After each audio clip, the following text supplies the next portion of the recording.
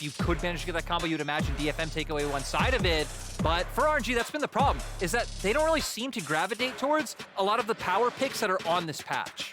Well, the Aatrox is the one hovered. That is power pick incarnate right now. I liked a little bit of cheekiness hovering the Kennen before they locked the Aatrox in, just saying, hey, we know that this is still up and you picked it last time, but we don't feel like the Kennen versus Aatrox matchup was really the issue here. Evie's got a pocket pick, a favorite of his, but one that doesn't come out too frequently here at Worlds. We'll see if maybe we can get some of that. I expect this is just a long hover before we get the real pick, and just running it back.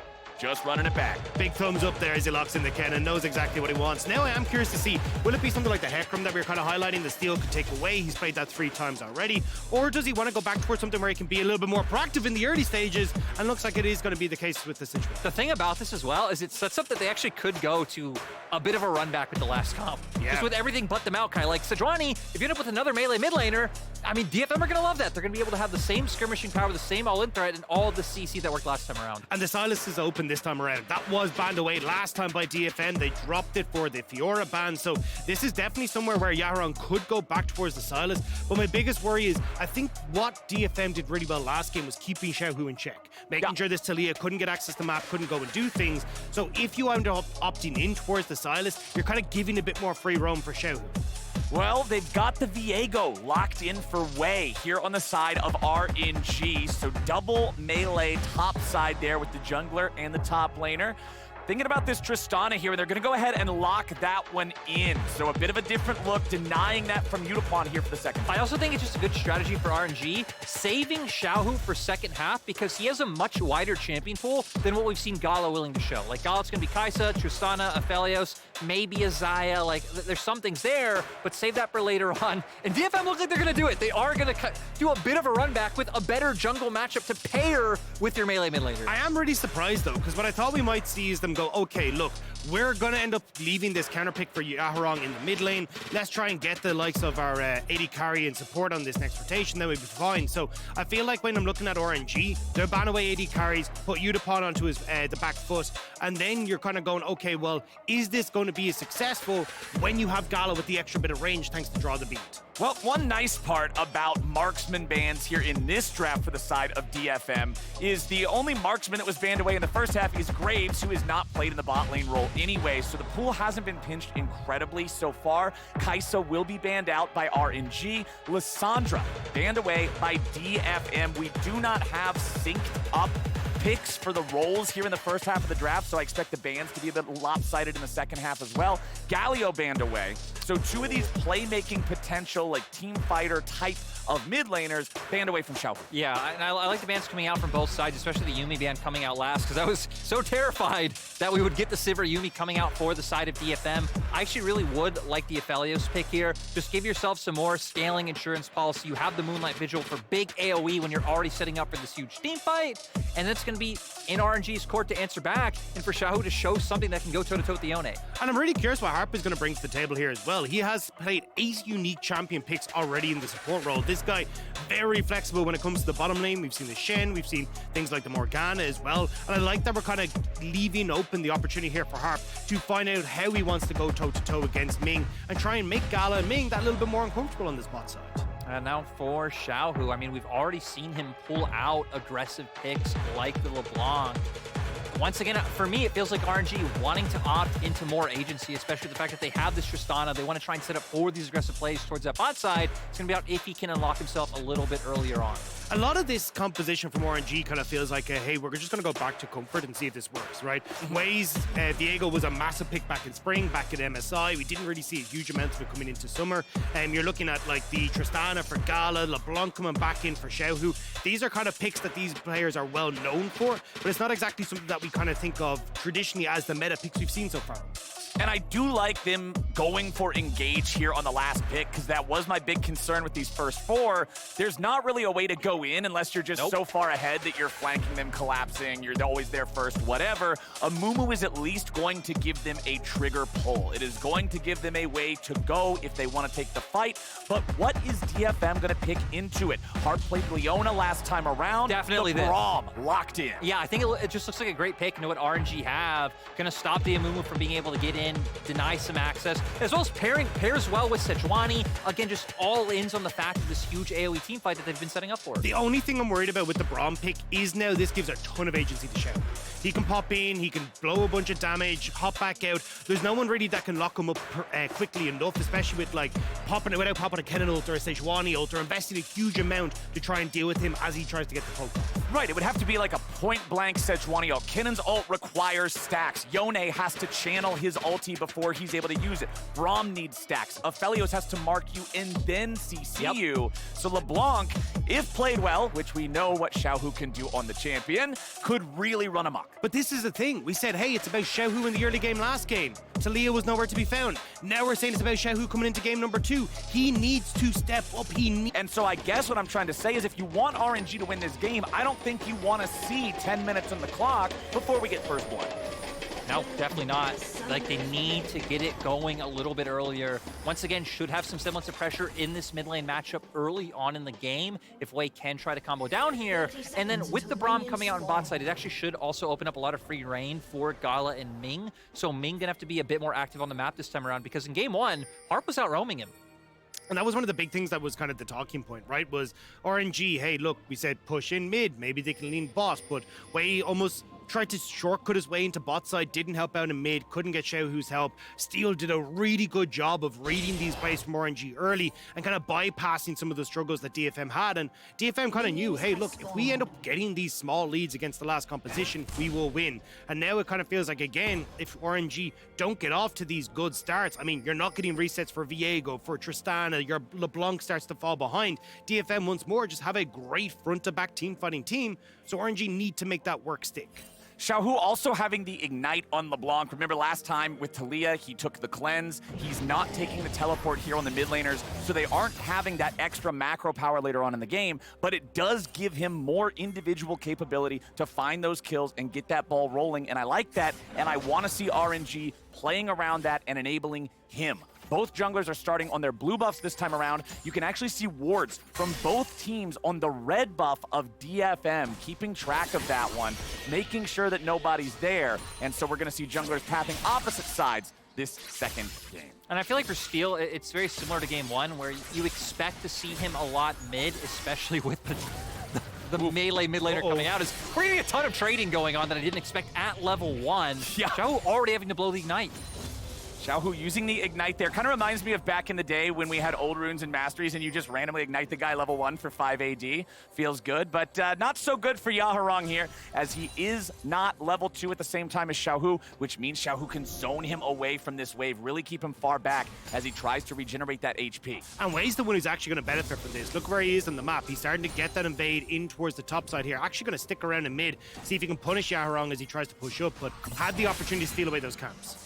Waves coming in, right through the smoke, goes for the stun, finds it. Nicely done there. Yaharong down to below 200 HP, no potions left in inventory. He's got to go home. And there might not be a kill, but look at the CS in mid lane right now. Yaharong will be able to get back because he's a TP, so should be able to get a lot of that under his belt, but still, the fact that they've been able to assert this much pressure in mid early on, when we set that up as the win condition, is quite nice. And Steel gonna try and find something off the back of seeing away in the mid lane, but really no opportunities with Gala and Ming's wave getting pushed in. I will say the big winner here, though, is Heavy in that top side. He's doing a great job of finding these early wins in the trades and kind of pushing Breeze back underneath the tower. So nicely done, at least from Heavy, once more to get control over this matchup in the top side. Wei, though, will force Steel away from this bot side scuttle, and RNG once more, like we saw in game 1, getting control early on this bottom side. Exactly. Despite the fact that DFM had the push in bottom lane, it was Xiaohu able to rotate to that crab where Yaharong just had so many minions underneath the turret. You can't afford to give all those up, so that meant having to back away there for Steel, but he is now able to get himself back on the other side of the map. He'll secure the Scuttle Crab up there. He's a little bit behind Viego in tempo, but that's what you would expect for this Sejuani versus Viego matchup. Evie still controlling that top side like you were talking about, taking advantage of the Kennen range and the power nice and early, but now that Yaharong's teleport is down, I'm interested to see what more RNG is going to try to do here. Yaharong just trying to get this wave shoved out and crashed into the turret. Yeah, the problem is DFM, I feel like very conscious of that, as we can see Steel even just hovering around mid right now, making sure that Yaharong can get that wave in no problem, and that Wei doesn't have an answer play in mid, but Wei actually going to be looking towards the spot side. Oh boy, he's ready to go. Harp's going to have to back up here a little bit, tries to dash back to his ally, but he only dashes a little bit. It won't be enough. Flash or not, first blood over to Gala. Ming held so long onto that bandage toss, waited for the flash to come out from Harp so he can follow up with that second attempt and manages to get the kills. RNG getting off the bat early here. And being able to take a summoner spell, so gonna be able to set up for a repeat play down in the spot side. Wave gets pushed in as well, so maybe you could try and answer back on a bounce back. And we're 5 minutes in, and we've already had a lot of solid ganks coming out from RNG. And Dagda, we were talking about this a little bit before we came live, that RNG are not really the team from the LPL to tilt. Yeah, they really aren't. They are very good at kind of resetting themselves. That's why they were able to bring it back in that best of 5 against LNG after going 2-0 down to find themselves at the World Championship. But, I mean, this was just great. And again, it kind of, I feel like, caught DFM off guard. Because if you actually look at the pattern the way he had, he just stuck around, waited for the second respawn on his camps and bot side, took them, and then went for bot lane plays instead of actually resetting and going back to his top side like we'd kind of seen from Steel. So I don't think DFM were really prepared for Wei to be there with the route that he'd gone. Well, Harp's going to show up in mid lane now, just going to walk through here, help Yaharong make sure that this wave is able to get shoved up. Xiaohu can't do a whole lot about it, so he'll just have to fall back here to LeBlanc. Only level 5, just now hitting level 6. All of our solo laners actually at that critical juncture. It means a lot, especially for champions like this Kennen, that he has his teleport still up. He has his flash still up. If a fight breaks out somewhere and he's got a good spot to join up, that could be devastating. Exactly, because for DFM, this is the window they're looking for, right? Ultimates to be online, that's when Yaharong will start having pressure, as Xiaohu actually does out-trade him right now, and, well, everything I'm saying goes out the windows. He's forced to blow that one right away. Yeah, and just a really nice job from Xiaohu, right? Lands the double chains, and because you're not exactly sure where RNG are on the map, they decide to end up using Yaharong's ultimate to get him to safety. But at least it should be back up for things like the Rift Herald that's in a minute and a half time, because that's where I'm really curious to see what RNG's game plan is going to be. It feels like with Evi having ult, Yaharong having ult, Steel as well, like that's a lot of CC on that top side. And even though we were talking earlier about the skirmish potential for RNG, like it's matched quite heavily by DFM, so there is a world where RNG just go, we're going to lean bot, we're going to look to try and use that Tristana to take turret plates and just give Rift Herald across. Right, because they have many options, especially with how Xiaohu's been able to find himself in a pretty solid place in mid, because LeBlanc, an excellent champion, if they were the team on Rift Herald first, with the control they have in side lanes, can just pop over the wall, start poking people out, try to burn summoner spells and not allow DFM to enter, but their composition definitely giving them a lot to work with at this point in time. Scryer's Bloom going to find Steel there in the top side river, but he's already secured the crab. It doesn't matter too much. He'll be able to safely make his exit as the second round of the buff starts spawning. Wei's going to go ahead, start up that blue buff there on the RNG side. 1,000 gold lead for RNG, 7.5 minutes into the game. Remember, the first Drake was already claimed at this point in the game, in game number 1, by the side of DFM. They don't quite have that same early go on it this time around. Yaharong just continuing to farm up here in mid as Wei's hanging around nearby. You can see Xiaohu coming right back down the lane. They might look to see if they can catch Yaharong trying to shove up the next wave here. Yeah, and I like it as well because you're expecting DFM to try to wanna take that skirmish, especially his ult's coming back up soon. There it is. Yaharong goes in, but with Steel nearby, DFM read that as, hey, this is a chance where they can try to punish him here. Let's make sure they can't do it. Back in bottom lane, it's 2v2. But Aphelios misses the Moonlight Vigil with Ming flashing out of the way. Just about able to get away from that one. Ming going in initially to make sure that he was able to get at least a bit of CC to help him escape. Now, though, RNG setting up onto the Rift Herald, pushing topside means it's going to be difficult for everybody to join. Xiaohu finds Yaharong. Won't find a whole lot more onto him, it looks like, as Xiaohu and Wei are going to back up from this one. They're not trying to get in a big fight just yet. Harp and Ming now also here in mid lane, walking up from the bottom side, which leaves Yutapon all alone. Everybody always does the red, white, don't fight meme. Well, Gala just says, get this dude the hell out of here. He's not worried about it whatsoever as the mid lane fight continues. Harp jumping back away. Wei is ready to come in and try to secure this kill. Harp gets himself back out with a nice flash, and DFM comes back and finds the kill. They're getting the money. And bottom side, Yutapon's grabbing a kill on Gala too. Double kill back in mid for Steel. It's DFM DFM all over Summoner's Rift. It's happening! DFM find 3, and this was my biggest worry for RNG if they're going to go for this skirmish on the top side. You have to burst someone out with Xiaohu away, otherwise the consistent damage is just there for DFM. Way overextends, ends up giving the kill across the DFM, and they can now turn it back. But RNG, I don't know how you can test this. They're not done. They're gonna try. They'll walk up only to see Steel take the eye. Arctic Assault should be fine to get him over the wall here. Not going to get stuck in the pit. Boys, it's another DFM lead 10 minutes into the game. DFM, again, just great prep coming in, leaning on the same power picks to find an advantage. Sure, RNG are finding favorable trades in the lane. We've seen Xiaohu especially doing quite well, breathes in a few waves that he's had prio on, been able to start leaning down, but DFM waiting for members like Harp to show up, knowing that if it is an even numbers fight, they are able to go for it. So I love that we get the replay now because so much from RNG just gets burnt onto Harp right here. Engage comes through. We're going to see the exhaust actually come out onto Wade, so he's unable to get a lot done.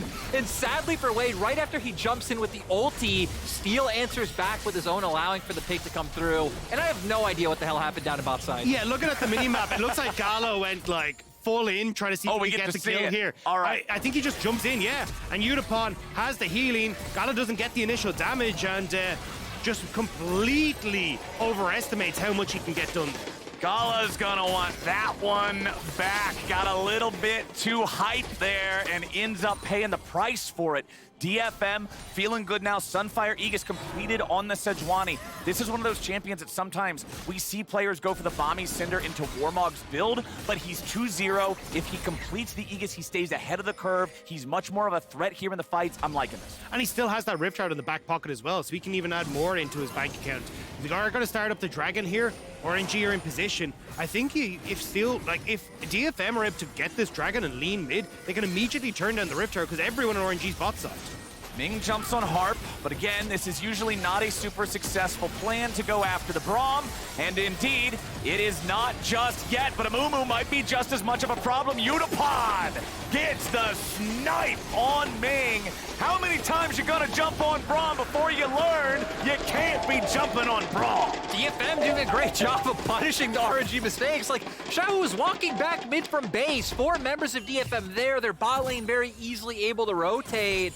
And when we were just saying that RNG typically haven't been one of our teams to get flustered, looks like they are, and DFM are answering back beautifully. Even going back to the Sunfire point, like, look at the damage that RNG has. We don't really have anyone who could burst down these tankier members of DFM. They've been trying on the Braum so many times. I'm scared for them when they have to try to take down the Sejuani. It's the same conversation as game 1. If RNG fall behind, Xiaohu can't do what he needs to do. Wei can't get the resets. Like DFM have such a strong front to back, and they're already stacking these objectives as well. RNG are just throwing people at DFM, and they're saying, thank you very much, we'll take the gold. And let's go back to the Xiaohu win condition that we were talking about that you guys were hitting on so hard coming into the game. Remember that you're up against Yone, and this is not the old school, like, Immortal Shield Bow, Infinity Edge, like, Pure Crate Yone. This is the Bork, Sunfire, like, modern bruiser build. It's hard to assassinate him if you're LeBlanc, if he's able to get going and he's able to be ahead of you. Kennen is just going to be a torpedo. He's going to go in and press R. After that, he's done. Whatever. If he dies, who cares? And that's why your big focus here is going to be Yutapon, right? You want Xiaohu to be able to get access to him, but you've got 2 kills already. Like, this Aphelios has a kill force. Aphelios is one of those AD carries that hits back if you try to assassinate him. So you've actually got to be super careful here, Xiaohu, that you're just not getting outpaced by DFM entirely. I also feel like one of the big takeaways from game 1, like, let's remember, Evie was getting hard focused, pretty much taken out of the game, didn't have a huge impact. But right. DFM 2 games in a row have drafted compositions with 3 threats. Even if you are able to take 1 down, they have the damage to be able to supplement the rest of a fight. And I like this about Evie, because remember, this is the guy, like, they keep banning the Gnar away from him on the side of RNG. He's known for having the good Gnar. He's known for playing stuff like the Urgot, right? Like, this is a dude who is not afraid to take something that is not a meatball into the top lane, and his team's also not afraid to not have to play around him when he does that. Sometimes you see teams be like, okay, well, if you're on Ornn, we're going to abandon you. If you're on anything else, we'll try to help you out a little. They're fine leaving him up there more,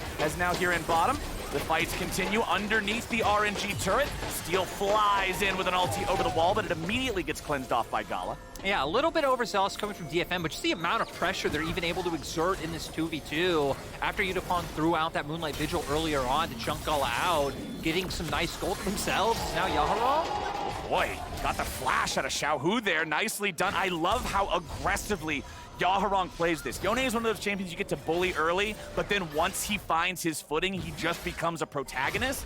And Yaharong knows exactly when he finishes his training. He really does. Didn't even take that long either, because we saw him finish it in game 1, I guess coming into another one in game 2, and now for DFM, I mean, we were setting up RNG, wanting the early skirmishes, finding a lead for themselves, having a 3K gold lead, breaking down first turret, and it's only going to get easier from here. RNG are really going to rely on playing creatively and setting up picks. But this is the thing for DFM, right? Like, we've seen them growing over the course of the tournaments, and I mean, Evie talks about how a day... Oh, we're going... Wait. Go, wait. Cannonball, go! The curve on that was impressive. Angelina Jolie. But, oh, hang on.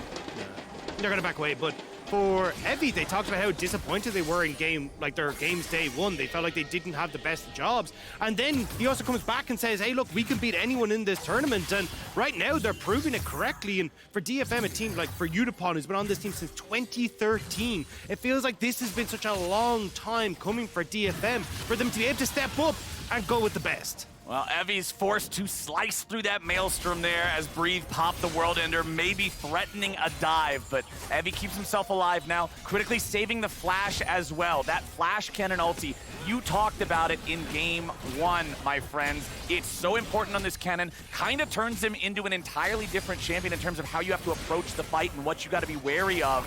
And he's got the teleport to be able to join in too. So even though he went back to the base, if they want to fight, they can still bring him in there. But RNG is going to get the Herald here for free. The response from DFM, they're willing to let these go. They've got a man in the side lane, and they're going to let him push. Yeah, they're just going to be able to get that wave in. Does give them, complete vision control over the bot side jungle, so no one from RNG can be able to rotate back and forth between mid and bot. We kind of saw there how RNG needs to set up to take neutral objectives, right? Hard force in the 1v1s before they come out, get those health advantages, and then it's like, hey, DFM can't enter this 5-man core and just out-team by you. But the problem is you spend all that pressure on topside for RNG. DFM are like, cool, well, we're just going to move over towards the dragon now that's in a couple of seconds. So now it's DFM that are set up. You don't have those health advantages. They don't have that positional advantage. And DFM are looking to see if they can pick off RNG as they start to move through.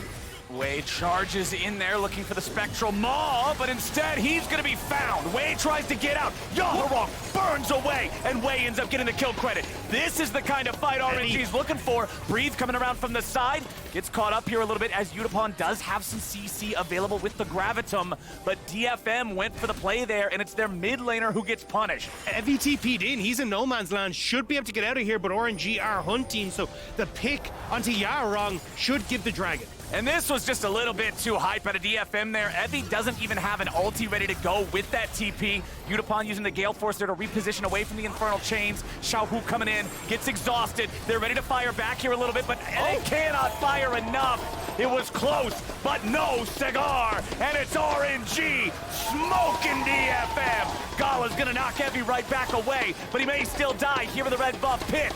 They get the kill, but now Xiaohu's got to be careful. Yaharong staying on top of the distortion point as Evie gets another one, and DFM punch right back. RNG way over Chase, and Gala fails the jump back over the wall to safety. So Evie manages to pick him off. Yaharong will clean one up alongside him, and yes, you get the dragon for RNG, but a bunch of those picks are still going to DFM. I gotta say though, up until this turret, I thought that was pretty good for RNG, because with the way the early game went, in my mind with these drafts, I favor DFM going forward in this game. So they need moments like that where, honestly, I don't even know how Yaharong got bursted out so quickly. He was there, and he was gone.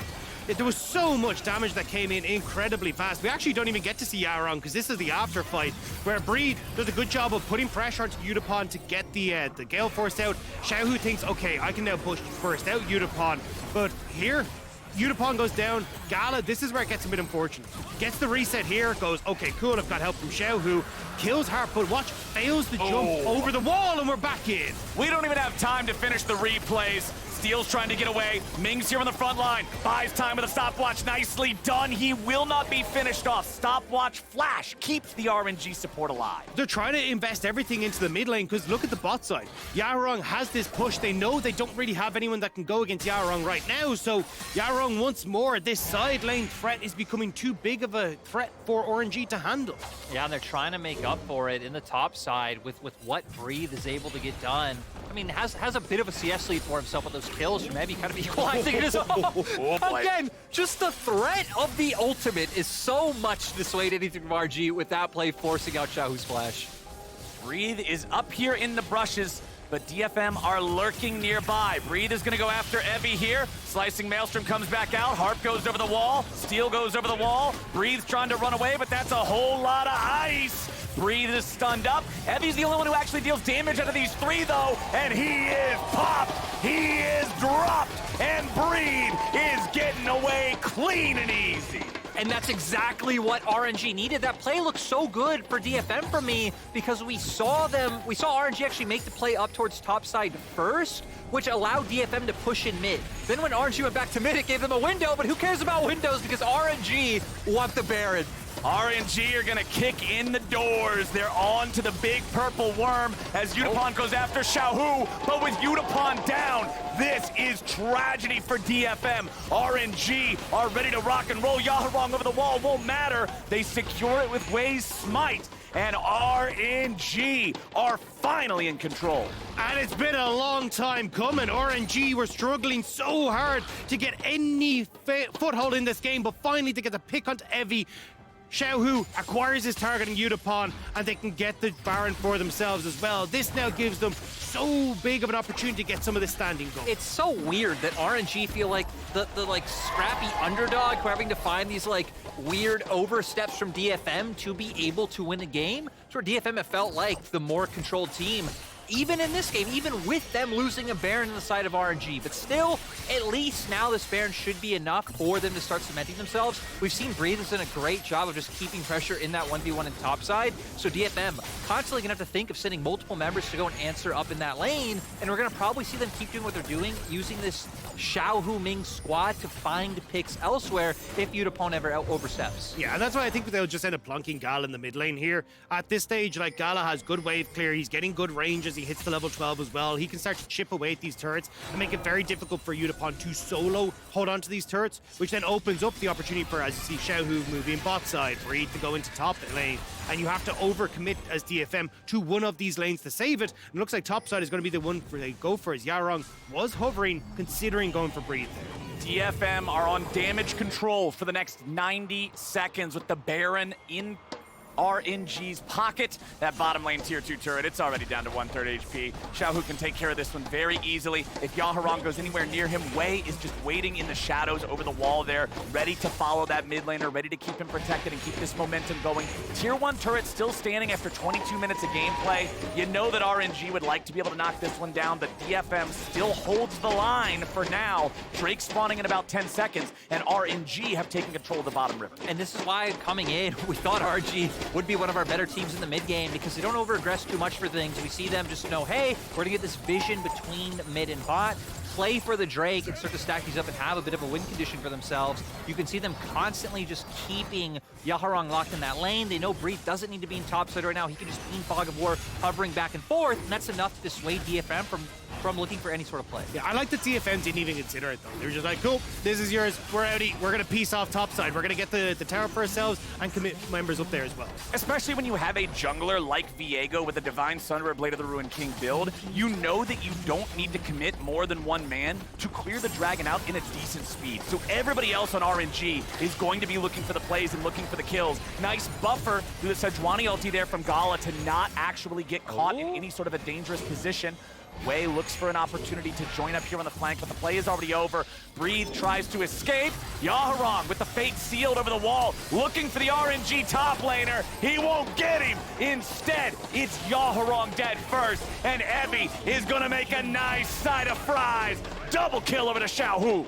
And that's what RNG needed to do. They end up getting up to the top side, saving Breathe just in the nick of time. And now they can start to take over in the jungle once more. just making sure that Steel can't have any of his camps. I'd love to see them start to teeter now, get this wave to crash into the tower so they can get that tier 2 for themselves as well. And now, right, they're the team with this huge artillery piece that can so easily break down these turrets anytime a small pick comes through. That's one of the great things about Tristana. She feels like one of the champions that no matter what, how small of a kill or lead you get, you can always translate it into something. And you can see how scared DFM are, right? We get this Yaharong immediate TP into mid lane when they think, oh, maybe Wei's going for the dive, right? We need to save everyone, we need to stop this. Then he tries to play towards the top side. It's like, oh, maybe we can catch Breathe, but they're just not aware of how quickly RNG, especially Xiaohu, can move through this jungle. So this is the quick 1v1 with you see. Yaharong ends up going for the TP to the top side to try and make this play happen, but look how quickly RNG are able to get across here, especially with the Cloud map as well. They get to speed up through the jungle. They get here just in time. Ming may miss the bandage toss, but you've already got the follow-up there for Xiaohu. And Evie just, oh man, he's gone. That is the Yone teleport. That is the Kennen flash. These are massive tools for DFM that were committed to a play that resulted in nothing but 2 deaths and an Aatrox flash. It feels really bad for them, and it feels like they've completely lost any sort of momentum they may have had in this game. RNG just has them choked out. Yeah, and you can see now, doing a great job of controlling this vision. DFM not gonna have an easy time walking in.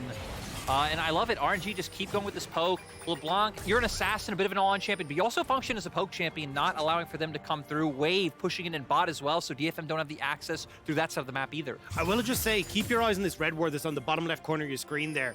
That is the one that could actually be a good angle of attack for Eddie if it stays up for the next minute, because you are going to be looking at a big fight for the next dragon. And I mean, RNG, if that actually doesn't get cleared out, that gives such a good opportunity for Eddie to find his way into the backline. I just want to point out, though, that Gala does have Lord Dominic's build now. We were talking about earlier on how they really are going to struggle to kill the front line of DFM. Now with Gala on 3 items, feels like they have the spike to do it. And I'm glad that he went for that choice, right? Normally we always talk about Infinity Edge, 3rd item. Yes. I love it when they divert over to the LDR instead, when you're up against 2 of these Aegis champions, these big meatballs that you gotta shoot through. And now Yaharong, half HP again, having to back away. He had his fun in the early part of the game, playing the main character in the side lanes. Everybody else is working around him. I'm sorry, buddy, it is not your show anymore. Xiaohu jumps in, immediately distorts back, gets caught by a Sejuani ulti that doesn't have anybody else within 3 miles of it. Now gets jumped on again. Holy hell, why'd you throw so much at him? He's LeBlanc. And I mean, at this stage, RNG, they still have to push on bot side. Breathe should be able to move this in towards the inhibitor turret. You've got positioning here as well for RNG if they want to, with resets coming in off of Gala. Like, there is a lot of space here for RNG. And that just felt like desperation out of DFM. They hit the Sejuani ulti, okay, but then a Braum ult and an exhaust and just all of these things being thrown at this guy. Like, he's already in the river, man. He's already gone. Dagda wears hysterics and threw his fridge at him as well, like everything. But RNG, incredibly mobile, right? I mean, even ignoring the LeBlanc, a lot of ways to escape from what DFM have. And heck, you guys hit on it great in Champ Selected. There's not a ton of like easy and like quick CC to throw out. It really is just steal. Everything else needs a bit of time. There's a wind up. There's things like Braum where you need to get that passive stacked up. So it's going to be quite the mission for DFM to focus one member of RNG. And that's the biggest problem right now, is that DFM just don't have control of the map. So it becomes very easy for Gala to go, cool, I just outrange this Aphelios, so I can push faster. So I get to keep pushing in, we can push inside, and then we can use the fact that there is so little vision control on DFM's own side of the map that we just threaten it. That forces you back, then Gala gets the free hit on the turret, and they can rip through these structures. All right, it's time for Viego's medieval combat simulator again, where he goes and fights the dragon all by himself, while the rest of RNG doesn't have to worry about it. He should be able to secure this with no issue whatsoever. And you can see Xiaohu and Breathe, they're just looking for anybody from DFM that might even be thinking about coming near this. A LeBlanc, an Aatrox, the power of an Amumu as well. They could look for whatever they wanted here. Wei actually not going after the dragon just yet. Instead, they're looking for a scrap. Yutapon, Harp, and Steel getting themselves away. That 3-man squad staying together as RNG falls right back. The Drake's still live. Now we're getting some of those on my way pings, but you can see them in red coming out from DFM onto the Baron pit. They're thinking about maybe trying something here. They have a control ward in the back part of the pit. but that control ward did not see the blue ward that just only now got removed by the sweep. No, and DFM, I think, realizing that they won't be able to go for any sort of play like this. RNG will be able to pick up Dragon, though. And I like the way that RNG are playing the map with this 3-man core in the mid lane, breathe off on a side, but Xiaohu is the one going back and forth. A lot of times it could be your jungler, because we see now Rabadon's death cap in pocket. Xiaohu is going to be able to insta-give Yutapon if he ever gets on top of him. You were talking about Xiaohu and Brief playing together in sides, lethality, Aatrox, plus how massive this LeBlanc is. Anyone is just gone. Well, Gala gets away from Steel jumping over the wall, but then he gets caught afterwards. Yaharong looking for the RNG 80 carry, but won't be able to find him. Xiaohu gets caught out by the slicing maelstrom. He gets a kill, and he gets away for now. Steel stays on him, and Steel cleans him up. But they've already killed 2 on the side of DFM. Yutapon is gone, and Breathe will look for more. Gala's still ready to go, ready enough at least, as Breathe will keep the Yone away. It is a 2-for-1 favoring RNG. DFM are forced back because Yutapon lost his life in that initial fight in River, so RNG, now it looks like they're trying to bait the Baron. See if they can draw DFM in, and Harp's gonna answer. Oh boy, there goes Harp. There goes Harp. Gala grabs that kill. Yaharong cannot snap back anywhere, and here comes Way to follow it up and take down Steel to complete the ace for RNG. RNG might have made a sweat in the early game, but able to come back with some beautiful picks, and honestly just beautiful plays, baiting them into the Baron pit. DFM knowing, hey, we can't lose this one. We have about the same members have to go for it, but walking into the waiting arms of RNG.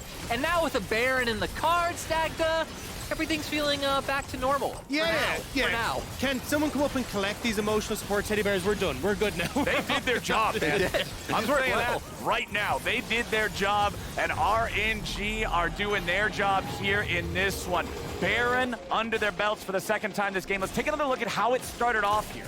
This is the biggest problem that DFM are having, right? Is that they never actually get to set themselves up properly. Evie is only just getting to this fight as everything in the kitchen sink has already been used, right? Yutapon has gone in. You've already got the Sejuani ult down. You've got the Yone ult down as well. Everything has gone through before Evie really gets here. So we're not getting these front-to-back fights where DFM have a good chance. And instead you're getting, Xiaohu with access to the backline, Yutapon getting picked off immediately, and then going in blind into this. It's easy like for RNG to clear this. And I just want to remind people that, this started the opposite way. That sure, there weren't a ton of kills early on, but DFM were the team with map control for the first, 10, 15 minutes of this game.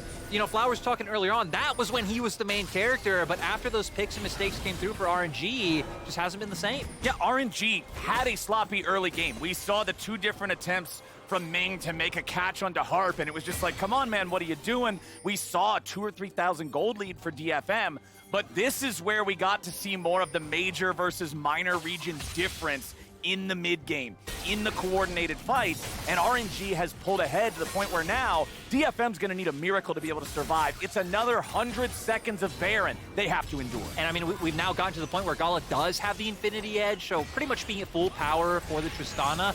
They're just going to go for the fight. There it is. Bandage toss, flash, ulti, goodbye Aphelios, goodbye Braum. Evie, it was cute, but that's about all you're gonna get. Steel tries to get away, Yaharong running out now as well. Gala may have died, but it cost the entire game to do it. DFM, with only their mid laner left, fall to RNG. It was a rocky early game, but RNG will bounce back in game number 2. DFM tried to run the same comp twice, and RNG learned from mistakes. RNG got it figured out. Yaharong's gonna go in with a fate sealed, but I think the fate is his own. He goes back into the fountain. RNG has plenty of time. Xiaohu drops the ignite, and he even gets the fade away kill. Series is tied up, and RNG gets the win. And a lot of the work in this game done by Xiaohu. We were setting him up. Hey, he has to do a lot early. He has to do a lot in lane. He was trying, wasn't able to find it, but it was him capitalizing on mistakes, him leaning towards those sides that made him end up, I believe, 8-1-4 on the LeBlanc. It's what you'd expect, right? Xiaohu's the captain of the team. You want to see him leading the charge. He is the dad. He is the dad. Ming is the mom. We've been through it. Oh, yeah, he's the dad. You're right, yeah. But I think it definitely says a lot, right? Where we were like, look, Xiaohu needs to be able to step up. And after going down 1-0 against DFM, able to step up big, even with the early game that was heavily DFM favored, it's good to see that the LeBlanc had that impact that we're hoping for. And this whole game, I'm glad that you brought up towards the end how the beginning was, because the second half of the game felt so much like an RNG landslide. It's easy to forget how good DFM was doing in the beginning. But on the other side of that, RNG showed that they've figured out how to play against these guys, even if they do fall behind early. So for DFM, now I'm going to look into game 3 to see some serious changes, to see some big changes. I don't know if they want to go blue or if they want to stay on red, but clearly RNG answered the call to step up and figure out how to beat this comp, which was very similar to what they ran in game 1. Yeah. And now DFM, they're going to have to try to figure out how to do the same thing. If you want some more Worlds coverage after you finish watching this broadcast, by